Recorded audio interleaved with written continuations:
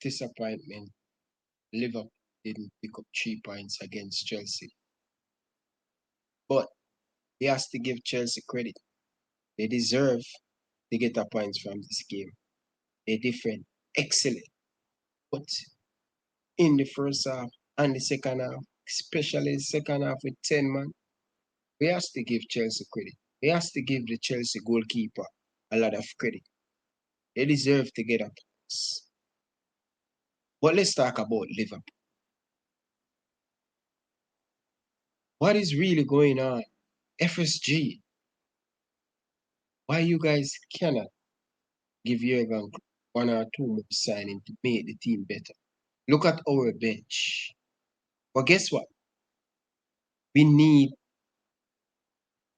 to start to finish our chance. We need to start to create more opportunity for the likes of Salah and Diego Jota. We know it's a difficult time to score, but we can do better, especially when we arrive in the final term. We have to do better. I know a lot of you guys not happy, Liverpool support, but at least we get a points. Chelsea deserve to get a points, and we move 7 points from 9. That's not a bad. That's not a bad to start in our first 3 game in the Premier international break. Let us move on and regroup and come again after the international break. Lot more Premier League game left. 35 more to go, plus Champions League. Let's keep the faith. Never walk alone. Liverpool forever. Thank you guys for watching. How's it, Kopish? It's your boy Trevor here. I'm with my 7-month-old son today. Latest member of the Kop-Ish fan base. He's a yellow bone like drift. I don't know what he's looking at there, but anyway. Just watched the game for the second time today. Liverpool 1, Chelsea 1.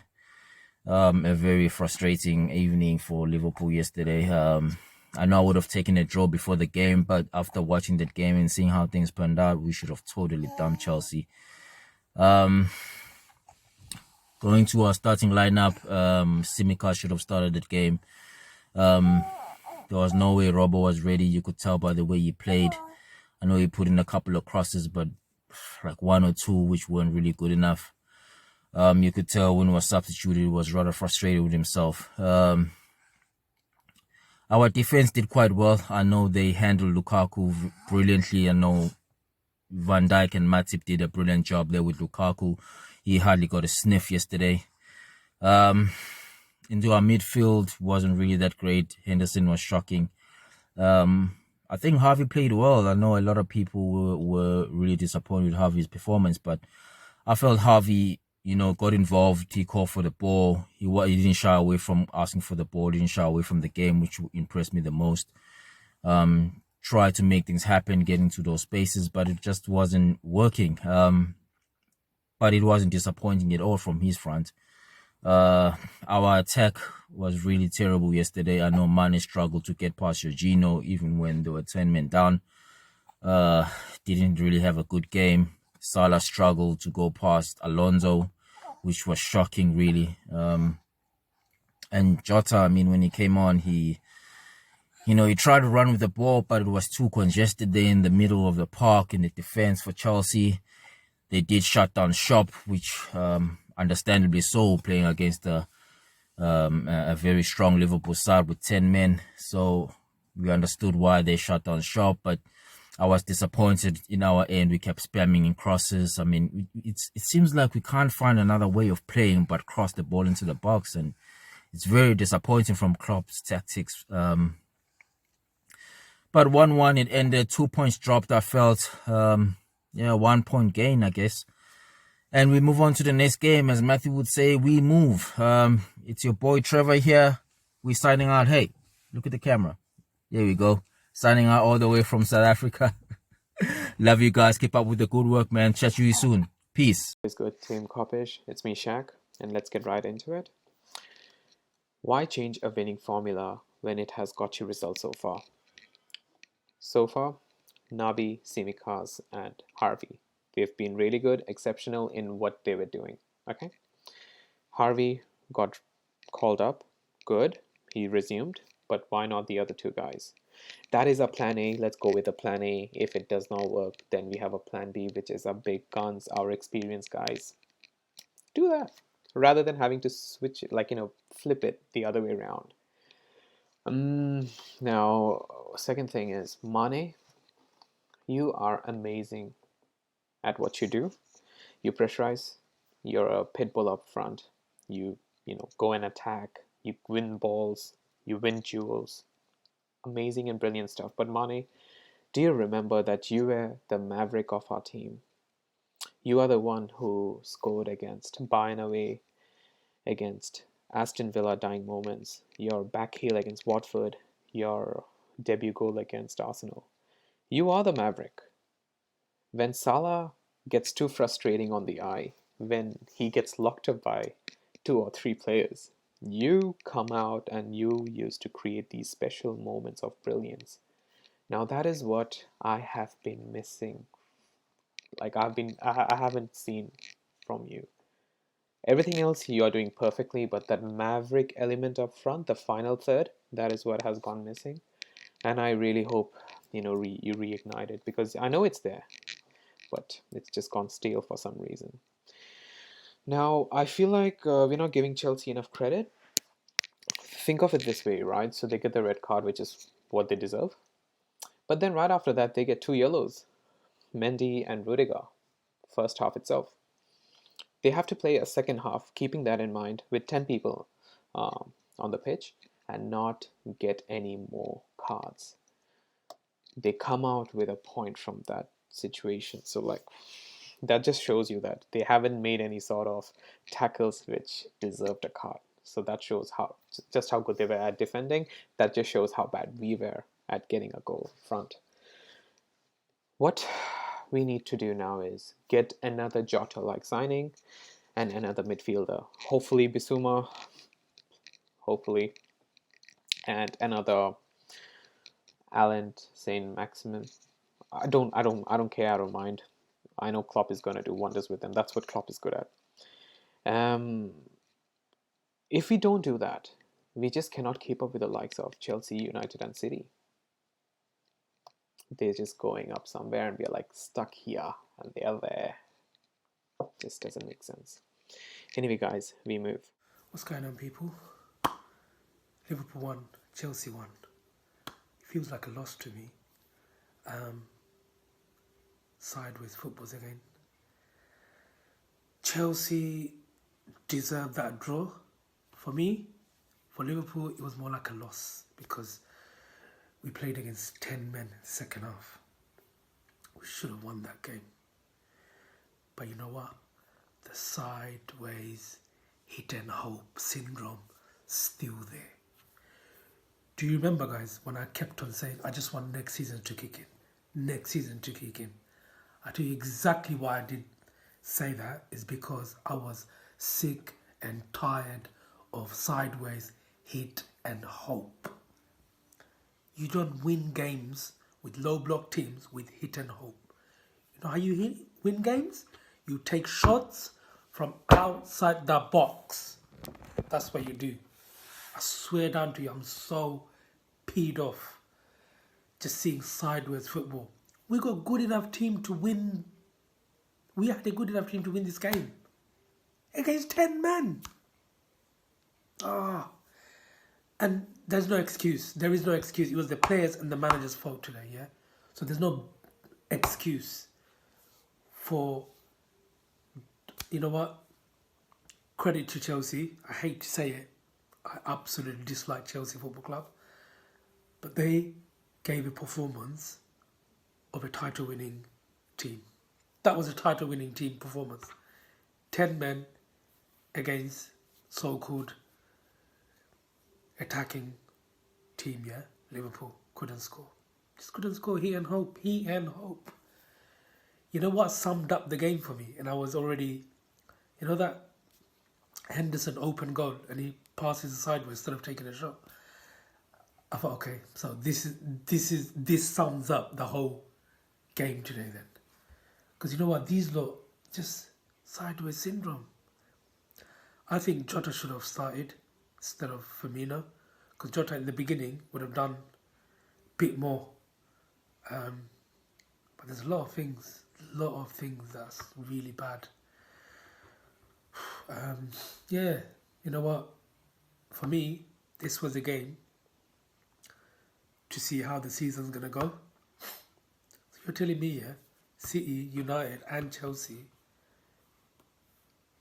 is gonna not have long runs of wins in a row, yeah? They're more likely to do that than us. Because all we're gonna do is low block, is sideways, hit and hope. Be about the red card. You know, Chelsea fans, the moaning. It's not a penalty, it's not a red card. Let me just remind you, yeah?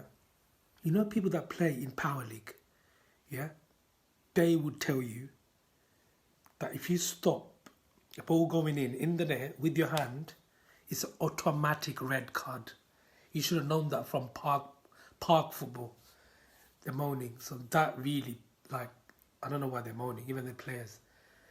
They should have known that. It's an automatic red card. Referees, it's not referee's fault. So don't blame the referee. Crybabies. And there's, you know what, they're cheating like babies, man. You know, it's so disgusting. That's, you know, so the teams I really dislike, just so you guys know, is obviously Manchester United, Everton, Chelsea Football Club, Arsenal. Arsenal is because of their fan base. Otherwise, we never had anything against Arsenal from Liverpool side overall. But it's just the fan base, I cannot stand them. But Chelsea has become the worst rivals now because of this cheating behaviour. It's so bad. But you know what, on to the next game here. All I want to see is people taking shots. If we go against low block teams, please take shots from outside the box. Please. But also, it's beautiful to see Van Dijk back. Thiago playing at home. Like, there's a lot of, obviously, happiness as well. But at the same time, man, I just can't take... It's painful. It's painful. This team has won us Champions League, Premier League, and now we just got sideways syndrome, man. People say, oh, we need a striker, this and that. Games like that, without a striker, we should be scoring more goals. Anyway, guys, hope you guys are well. Big up Kopish. Big up everyone's watching. We move. What up, Team Kop-Ish? Big up Matt, Drifty and Callum, always doing the bits on the channel. Yeah, quick reaction to the 1-1 draw with Liverpool against Chelsea, and that was really frustrating to watch from start to finish. A wee bit of that yesterday, I felt a bit like parts of the season from last year, like crosses, you know, not coming to play, you know, front three looks stale, you know, midfield, what happened to the midfield yesterday? You know, Robertson not at the gate at the the game yesterday. He wasn't really at it. He might have been rusty, but yeah, this is it wasn't a good result yesterday. But I can see why, if you get a draw against the European champions of Chelsea for a reason, you know, a good team, and you may now have nothing to complain about. But there is but what Billy really is concerned is the performances. Not like the performance yesterday reminded me last year what it was like of and to be honest with you, the injuries, I won't say it yet, but look, I believe that coming forward, these are big games now. You know, if we cannot capitalise in these games now, in these next games going forward, then you have to question the squad. I mean, but also not just that. There's only 2 days left of the transfer window left. My message to FSG and my message to FSG and the club is go out and get a signing, go out and get a deal over the line. If it's not to get a deal over the line anyway, we need refreshments. We need a replacement for the midfield, and we need a backup to Salah. So there's no more I can say, really. FSG go and do the job, and yeah, really frustrating yesterday, the draw. Big up Team Kopish, you never walk alone. Heading away from Liverpool 1, Chelsea 1. That was some game. Chelsea taking the lead in the first half, which obviously was not exactly the plan, was it, really? that penalty, what an instant that was. I mean, lots of people talking about that penalty and how controversial it was. For me, it wasn't controversial at all. He handled the ball on the line at last man there, denying a goal scoring opportunity. I don't think there's any reason to say that wasn't a penalty, and Salah absolutely smashed it away, which is the perfect response. In that second half, probably should have took that whole game away, but it didn't happen. 1-1 against a team who've been on form for the first part of this season, I would take that. 7 points out of these first 3 games, I think we've done alright if you ask me. Harvey Elliott again, once again showing how good he is, and once again proving Jurgen Klopp, putting him in midfield and showing how he can do so well against a team like Chelsea with N'Golo Kante and Jorginho in that midfield. Absolutely incredible. Going into the international break, I think 1-1 was a good result, and we're in a pretty good position to take it going forward to this next round of games. Leeds United next. Let's have it. What's good, Kopish? Back again with some match reviews. So Liverpool won, Chelsea won. Look, I'm disappointed.